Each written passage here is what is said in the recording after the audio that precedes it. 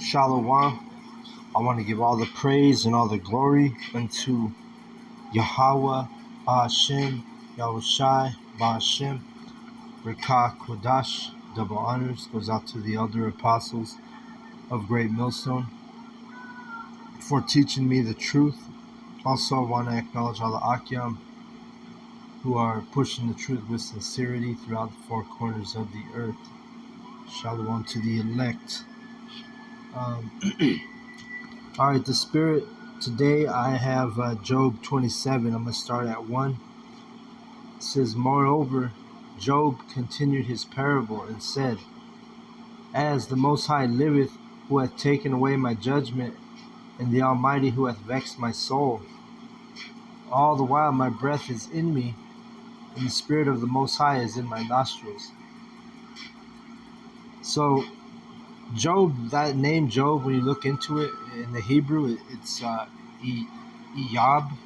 It's pronounced Iyab. It means persecution, persecuted.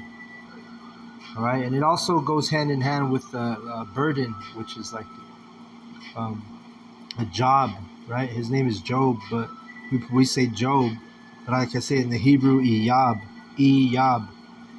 but it actually goes into burden and piece of work, which that's basically where you get that word job from. Because a job is like a form of persecution, right? Slavery. But anyway,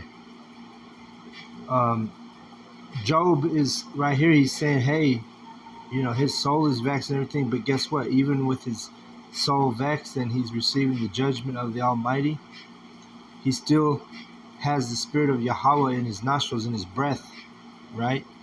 I mean, he kept it. Job kept it real even through the trials, tribulations, persecutions that he went through, right? Let's actually get Job. What was it? Let me go back to the beginning of my Bible here.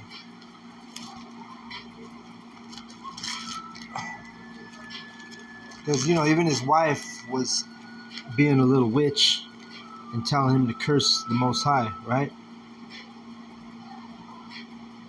Let's go to Job 2 and...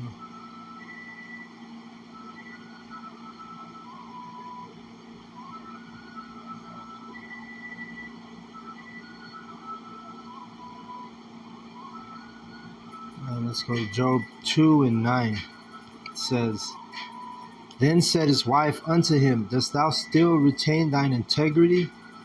Curse the Most High and die. And she was being a witch because he was going through a heavy persecution. His kids died. He had boils all over his body, from his feet to the crown of his head. It said, meaning his health was going away from him. And then it says in verse 10, But he said unto her, Thou speakest as one of the foolish women speaketh. What? Shall we receive good at the hand of the Most High, and shall we not receive evil? In all this did not Job sin with his lips. So he kept his integrity. He understood the balance, right? And so like us, when we going through our persecutions, our trials, our tribulations, hey, we got to be like the forefather Job and remember that the Lord he's a Lord of he's a power of balance, right? So if you're going through hell, and just feeling persecuted or feeling like everything's going south, everything's going wrong, you just got to be patient, and have the understanding that the Most High, he's a power of balance, right? So let's go to Proverbs 11 and 1. It says, A false balance is an abomination to Yahweh, but a just weight is his delight. All right, so it's literally an abomination. If Yahweh only gives you hell and persecution and evil times, bad times, then that's literally an abomination in the sight of Yahweh. He ain't going to do that, especially to his servants. All right, so you got to take the good with the bad with the good, balance it out. Job understood this. That's why he told his wife, that he kept his integrity. That you like one of them non-believing women. You speak like a foolish woman, because that word foolish means non-believer. Anyone who's a fool is a non-believer in this truth. It makes you, in the eyes of Yahweh Bashem Yahushai, a fool. All right. So let's go back to Job 27 and 3. That's what he said. He said, "Hey, and all the while my breath is in me, the spirit of the Most High is in my nostrils." I mean, he still had that breath of life in him, and he was still going to keep his integrity, even though he was being persecuted, and the Most High was vexing his soul and judging him. Right? Verse 4: "My lips shall not speak wicked, nor my tongue utter deceit." Just because we're going through hell doesn't mean we're going to go out there and start cursing the Most High, or teaching, changing the words of the doctrine to fit our needs. We're not going to utter deceit, right? That's what, at the end of the day, one of the things that makes us worthy is keeping this, um, keeping this truth with our integrity and sound doctrine, no matter what we go through. Revelation 14:4. "These are they which were not defiled with women." It's talking about the elect, the prophets, the teachers. "For they are virgins," meaning pure. Right? These, and were not defiled with women, which were not defiled with other doctrines. "These are they which follow the Lamb whithersoever he goeth. These were redeemed from among men, being the first fruits unto the Most High and to the Lamb." To the Most High, to Yahweh and Yahushai, who were the first fruits. Verse 5: "And in their mouth was found no guile, for they are without fault before the throne of the Most High." All right? So that's a characteristic of the elect, starting out the prophets. See, we're going to go through hell. We know that. We're under the curses as being the Israelites. But yet, going through all that hell that we got to go through, and we're brought low in some instances, right? But it doesn't mean we change up. That's why it says, "Found no guile in our mouth." Guile goes into a deception or lies, right? Just like Job said. He said, "My tongue," he says, "my lips shall not speak wickedness, nor my tongue utter deceit." All right? And let me see if I can, try to remember. Ecclesiastes 2.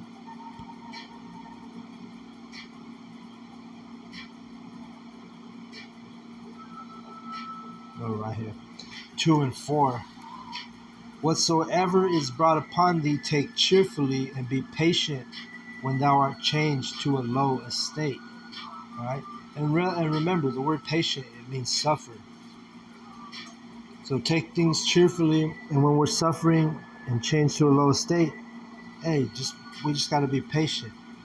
Verse 5: "For gold is tried in the fire, and acceptable men in the furnace of adversity." All right?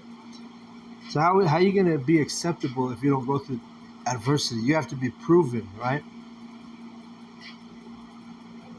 Like when they burned the gold and removed the dross from the gold, which the dross is like a useless portion of a precious metal, right? You like silver, you burn the gold, and it removes that, useless portion of that piece of metal. But in the same way, the men we got to be going through the adversity to be proven. How are you going to get proven if you're not tested or put in adversity? And how are you going to be an acceptable man? And when it says acceptable men, meaning acceptable men regarding the kingdom. Are you worthy of the kingdom? You got to go through the hell, got to go through the fire, then get proven, remove that dross in the process. All right. So let's go back to Job 27 and verse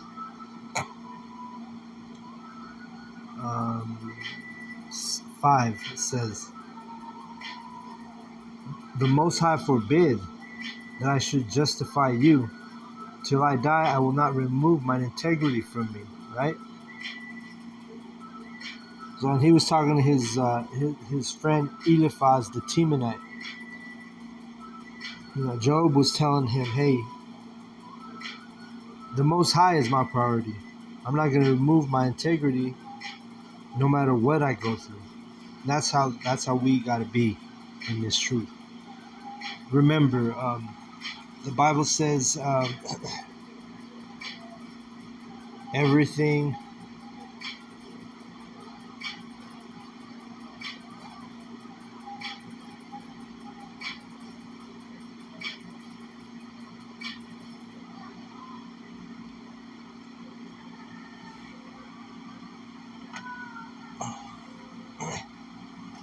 Let's get it in. Let me get this, because Job is an example of, literally his name means persecution, but yet he kept his integrity. So I'm going to go to Romans, because when we read these scriptures, when we read about our forefathers, we're supposed to be inspired by our forefathers. We're supposed to be, walking in that same mold of our forefathers. Like you had guys like Job, Yahweh Shai, of course, Judas Maccabees. You read that account.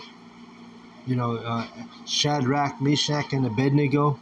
Men who kept their integrity no matter what they were going in. Shadrach, Meshach, and Abednego literally got placed in the fire, and they still came out unscathed. All right.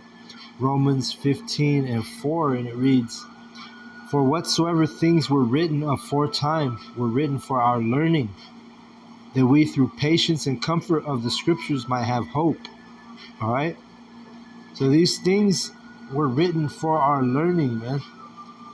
Job being persecuted, Shadrach, Meshach, and Abednego being tossed in the furnace, Yahweh Shai being put up on the cross, the Maccabees sacrificing their lives, and not conforming to the hand of the king, to the hand of the heathen, right?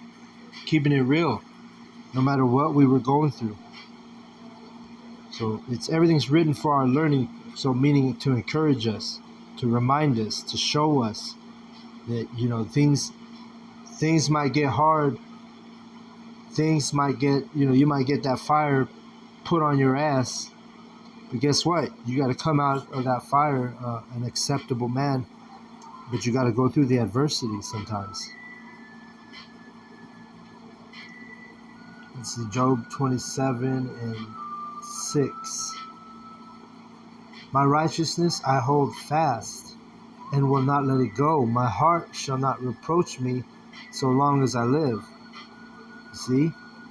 My heart is mine, so my mind shall not be ashamed as long as I live. Reproach me shame. Verse 7. Let mine enemy be as the wicked, and he that riseth up against me as the unrighteous. All right? So we should pray that for those righteous men, our enemies have to be the unrighteous, have to be the wicked,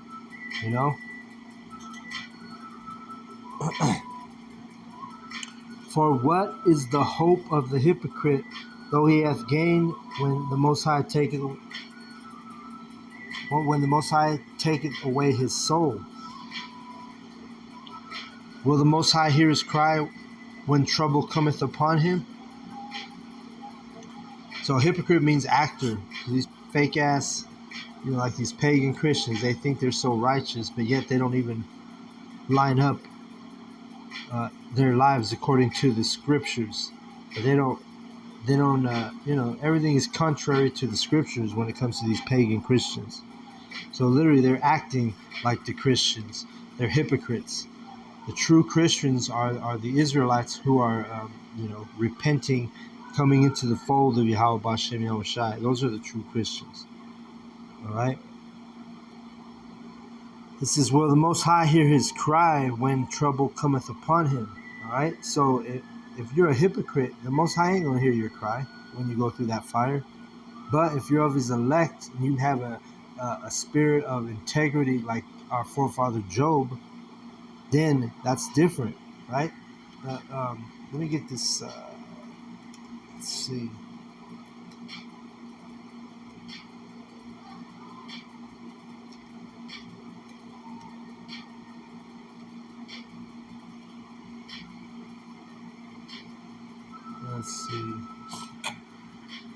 Let's get it in Psalms. Because if you're of the righteous, the Most High is going to hear your prayer. If you're calling Yahweh B'Shem Yahushai and you're in the elect, you're of the elect, the Most High is going to hear your prayer. He don't hear these wicked people's prayer. He don't hear the one who's calling on Jesus Christ. He don't hear that man's prayer. Psalm 36:5, it says, "The mercy, O Yahweh, is in the heavens, and thy faithfulness reacheth unto the clouds." Right? So that's not the one I was going for, but let me get this. Okay,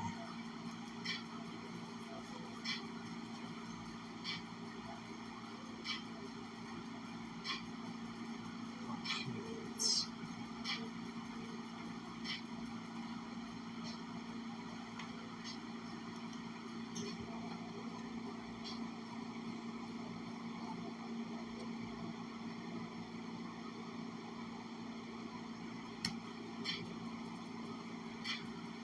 Yeah, this is the one I wanted. Ecclesiasticus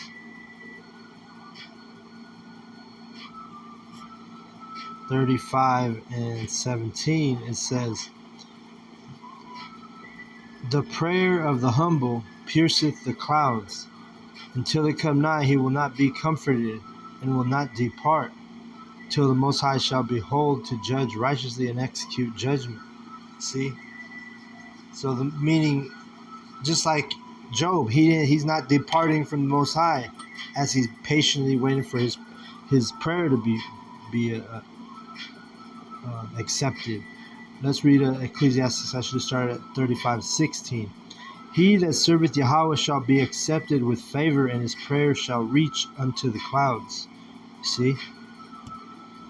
So our prayers crack those heavens, man. You're going through that adversity, you're going through that fire, you're going through that persecution. If you're of the righteous, your prayer is gonna crack them clouds. Yahweh B'Shem Yahushai is gonna you know, it's gonna answer. He's gonna deliver. Let's go back to Job 27 and verse 9. No, 10. Well, I'll go to 9. "Will the Most High hear his cry when trouble cometh upon him?" Yeah, if you're of that elect, right? If you're a servant of Yahweh B'Shem Yahushai, then he's gonna hear our cry. He's gonna hear our supplication. He's gonna hear our prayer. And that word "pray," it means to beg. When you pray, you're literally begging to Yahweh for whatever your prayer is. Verse 10: "Will the Most High hear his cry?" Will he delight himself in the Almighty? Will he always call upon the Most High? See, so it's a consistent thing. You gotta always call on the Most High, not just when you're in trouble, not just when you're in need. The righteous, hey, we go out there, we do the work. We're out there on the streets, exalting the names of Yahweh B'Shem Yahushai, and that's why we do it constantly, consistently. All right, and we delight ourselves in the Almighty. The Almighty is literally, we come to the point where we know that the only thing that really matters is this truth. And if you're not in that mindset, you could be still of the elect. Maybe you're just a little behind. Maybe Jacob's trouble has to happen, and the Most High has to put you in that persecution, put you in that fire for you to believe. But the prophets, we wake up early, as the scriptures tell you, right? Let me get that. My servants wake up early, KJV. Yeah, this is Jeremiah. Let's get that. 35:15, it says, "I have sent also unto you all my servants, the prophets, rising up early and sending them, saying." See, so we raise up early. Like I said, maybe you're a little bit behind. Maybe you haven't repented. Maybe you haven't came into the fold of Yahweh Shem Yahushai. Hey, you're gonna take some Jacob's trouble. It'll be maybe some martial law. Maybe wait until the oppressor throws you in a FEMA camp for you to wake up. See? But anyway, that was the main point out of that verse. I'm gonna go back to Job 27. Is the prophets wake up early, man. Job 27, the Lord puts a spirit on us to open our eyes and wakes us up early, you see. Job 27, 11. It says, I will teach you by the hand of the Most High, that which is with the Almighty will I not conceal. Behold, all ye yourselves have seen it. Why then are ye thus altogether vain? Because you see, a lot of these people, the two-thirds, the heathen, they're not going to see this truth. Even if they see it, they're going to deny it. They're going to reject it.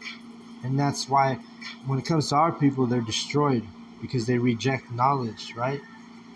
I haven't brought that out in a while. I'll bring it out right now. Hosea 4 and 6, it says, my people are destroyed for lack of knowledge.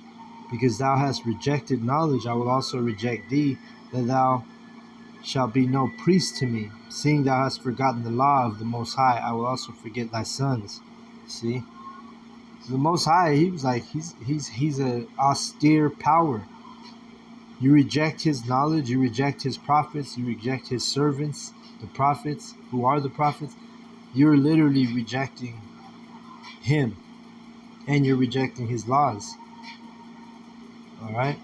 And our people are destroyed because of it, because they lack knowledge. What knowledge? They lack the knowledge of this truth. And they become vain. Even when they see the truth, even when the prophets are out on the street or on the YouTube, and they reject it. So what happens? They become vain, meaning useless. Most High can't use a two-third. He's unnecessary. A two-third is unnecessary. Job 27, let's get that again. 12. Behold, all ye yourselves have seen it. Why then are ye thus altogether vain? Why are you still vain? Why are you still useless? You've seen the prophets on the streets. You've seen the prophets on YouTube. So why are you going to stay useless and vain? This is the portion of a wicked man with the Most High, and the heritage of oppressors, which they shall receive of the Almighty. You see? So this is a portion of the wicked. If you don't come into the right mindset, like Job, like our forefathers. I say Job because I'm reading out the book of Job, but if you don't come into that mindset, then guess what? You're just going to be a vainless, wicked man in the eyes of Yahweh Bashem Yahushai. Alright? Verse 14, if his children be multiplied, it is for the sword, and his offspring shall not be satisfied with bread. So the only reason why the wicked, and two-thirds of our own people are wicked, the only reason why your sons and children are multiplied is for the sword, which is that nuclear fire in these days. Right? If you see the wicked multiplying, it's only because it's only for death. It's only to be sacrificed by those missiles. Verse 15. Those that remain of him shall be buried in death, and his widows shall not weep. See? So even if you're wicked, guess what? You may die by the sword. You may die by the war. You might get drafted and placed in the Middle East for Armageddon. You die in the war, and guess what? Your widow ain't even gonna cry for you if you're that wicked. The Most High gonna put a spirit on your widows. They'll be like, oh, I'm glad that motherfucker's gone. Now I get to cleave to a righteous man, right? Because in Isaiah 4:1, the ones who are still left, guess what?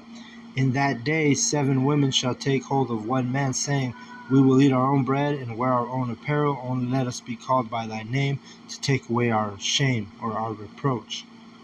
So in that day, When the Most High puts darkness over this earth, a heavy darkness, which He's got every a spiritual darkness on them, but when He starts visiting the earth by, like I say, Armageddon, where your man gets drafted, it's, forced to go fight a war in the Middle East, or dies of famine here in Babylon, and your wife becomes a widow, well, guess what? She's going to not miss you, and she's going to be begging to be a part of be a wife of a man of the elect. 7 women shall cleave to one man, it tells you in Isaiah 4:1. And that number, we always tell you, 7 is complete. So it doesn't mean specifically 7 women. It means whatever number completes each man. Some men may have 3 wives. Some men may have 10 wives. Some men may have 100 wives in that day. You see, whatever is complete for each man to his liking. And it's not just any man. It's got to be a man of Yahweh B'Shem Yahushai, a man of integrity. All right? And this is not the reason why we do what we do. We don't do that just because to have multiple women. We do this truth because we want to be righteous in the sight of Yahweh B'Shem Yahushai. All right? If the women come, we really could care less. Some men are going to be complete without a woman.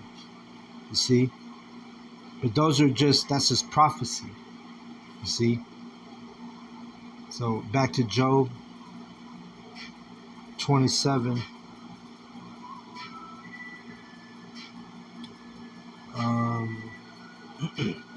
15. It says, those that remain of him shall be buried in death, and his widow shall not weep. Though he heap up silver as the dust, and prepare raiment as the clay, he may prepare it, but the just shall put it on, and the innocent shall divide the silver. You see that? So these wicked, these 2/3, these heathen, they may be flourishing right now in Babylon, or think they're so-called successful, right, in this side. But when the Most High visits this earth, when the Most High starts really, really visiting the earth, like I'm talking about martial law, Jacob's trouble, seeing death in high numbers, and I'm talking super high numbers, right?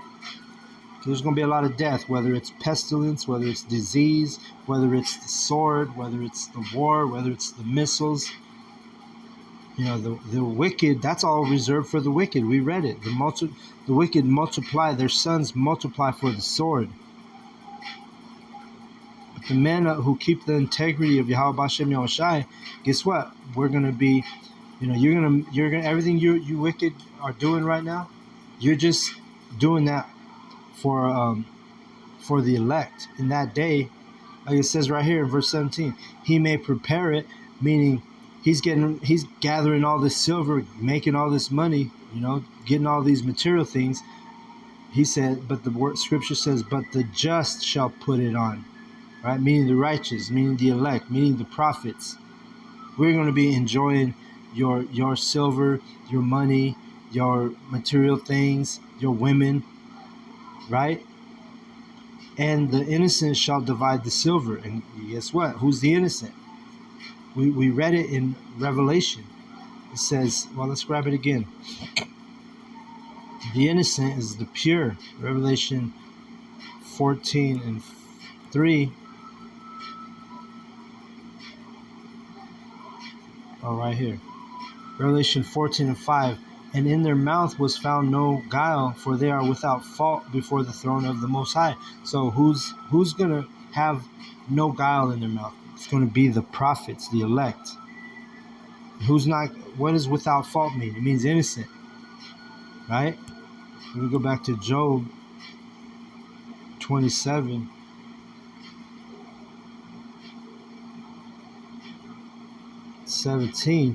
He may prepare it, I'm talking about the wicked, but the just shall put it on, meaning the innocent, and the innocent shall divide the silver. He buildeth his house as a moth, and as a booth that the keeper maketh. The rich man shall lie down, but he shall not be gathered. He openeth his eyes, and he is not. Right? Because right now, the rich man, because the Israelites are considered poor. That's a metaphor. When you see the word poor, that's a metaphor for the Israelites. Right? And really, it's a metaphor for the Israelites of the elect, which are the 1/3, the remnant. See? So the poor is really going to be who's going to be blessed in that day, when the Most High really visits the earth with, causing death, famine, pestilence, death by sword, death by pain, death by missile, death by war, etc. Verse 20, terrors take hold on him as waters, a tempest stealeth him away in the night. All right?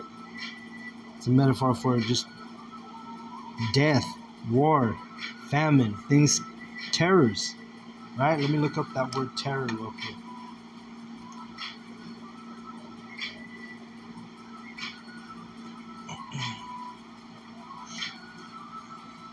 Okay, so here's terror means extreme fear, and similar words are dread, horror, fright, panic, alarm, shock. See? Part of that terror, that alarm is going to be the literal alarm of those sirens going off. Like in the movie The Purge. Or when the sirens go off, people are freaked out. They're like, oh, some shit's going down, right? They hear that alarm. That's them terrors we're talking about, we're reading about. Like when this place gets put into martial law, you're going to hear sirens in all these cities, and it's going to put fear into people. Watch The Purge. They have those sirens in those movies. Verse 21, the east wind carrieth him away, and he departeth, and as a storm hurleth him out of his place. For the Most High shall cast upon him, and not spare. He would fain flee out of his hand. Men shall clap their hands at him, and shall hiss him out of his place. Because why? Because the elect are going to laugh at their calamity. Just like the Most High is going to laugh at their calamity. Let's get that in Proverbs, and I'll close on that. Proverbs 1:26. It says, I also will laugh at your calamity. I will mock when your fear cometh. Right? And we just read terrors is fear. You see? Watch, let's read this. When your fear cometh as desolation, and your destruction cometh as a whirlwind, and a whirlwind is actually the chariots, when distress and anguish cometh upon you, then shall they call upon me, but I will not answer. They shall seek me early, but they shall not find me. For that they hated knowledge and did not choose the fear of Yahweh. See that?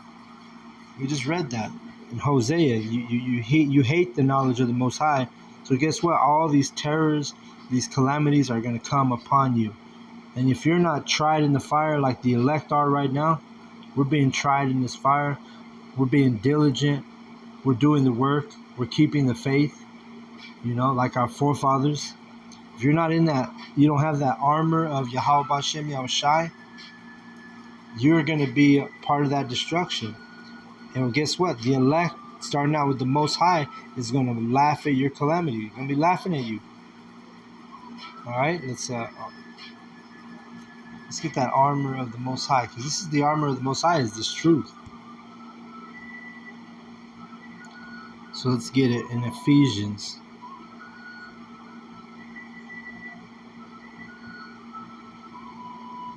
Six and 10. Yeah, let's get this. We'll read this. 6 and 10. It says, finally, my brethren, be strong in Yahweh and in the power of his might. Put on the whole armor of the Most High, that ye may be able to stand against the wiles of the devil. And those wiles of the devil is going to be that all these calamities that are going to come on these people, these terrors that are going to come on these people. For we wrestle not against flesh and blood, but against principalities, against powers, against the rulers of the darkness of this world, against the spiritual wickedness in high places. And this is talking about this wicked elite. These wicked elite, they're the ones who the Most High is going to put the Spirit on them to send missiles, right? To start a nuclear war, to put you in a FEMA camp, to put you in a prison. They're in high places, spiritual wickedness in high places, dealing with those elite. Wherefore take unto you the whole armor of the Most High, that ye may be able to withstand in the evil day, and having done all to stand. So what do you got to do to stand? You got to build up your spirit, man. You got to build up, you know, you got to be diligent, you know. Build up your faith, build up your spirit, you know, so that when these evils come on, you're going to have that stability, you're going to have that wisdom and that knowledge, right? I'm quoting Isaiah 33:6, because that's going to be the stability of the times.